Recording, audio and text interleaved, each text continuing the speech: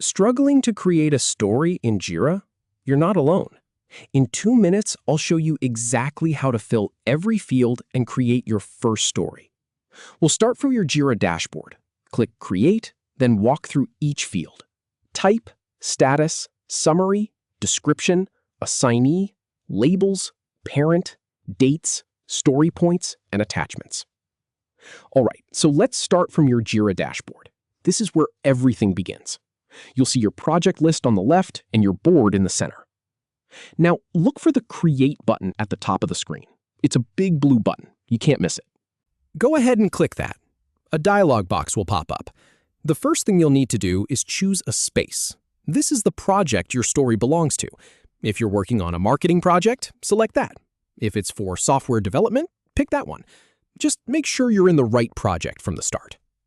Now on Work Type, click on the drop-down menu. This is where you tell Jira what kind of work item you're creating. The default might be task or bug, but we want a story. So click on Story from that list. Perfect. Now choose a status. For a brand new story, this should usually be To Do. That signals to your team that this work hasn't started yet. You can always change it later as the story moves through your workflow. Next, add a summary. This is the title of your story, and it's the one field that's absolutely required. Make it clear and concise. Something like, as a user, I want to reset my password so I can regain access to my account. That tells everyone exactly what this story is about without needing to read anything else. Now add a description. This is where you can go into detail. Describe the user's goal, the acceptance criteria, any edge cases. Don't just write a sentence here. Think about what your team needs to know to complete this work properly. I've tested this approach with dozens of teams, and the teams that write solid descriptions save hours of back and forth later. Then choose an assignee. This is the person who will own the work. If you're not sure who that is yet, that's fine. You can leave it unassigned and assign it later when the sprint starts. But if you know who should pick this up, go ahead and select their name.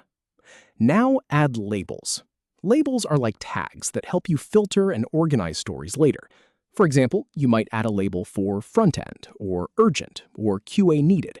Think of them as hashtags for your Jira project. Next, select a parent. This links your story to a larger initiative, usually called an epic.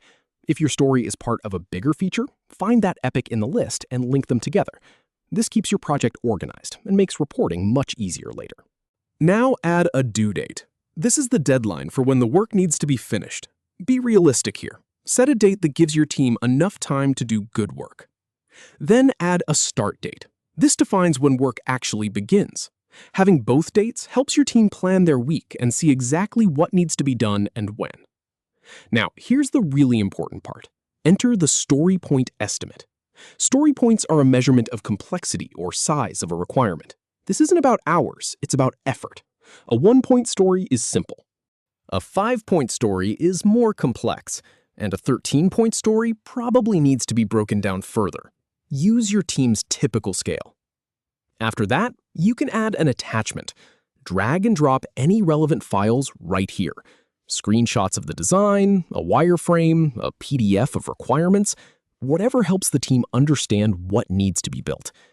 And when you're all set, click the Create button at the bottom. And that's it. You've just created your first story in Jira. From feeling unsure about where to start, to confidently filling out every field. Now, go ahead and practice this a couple times. The more you do it, the faster it gets.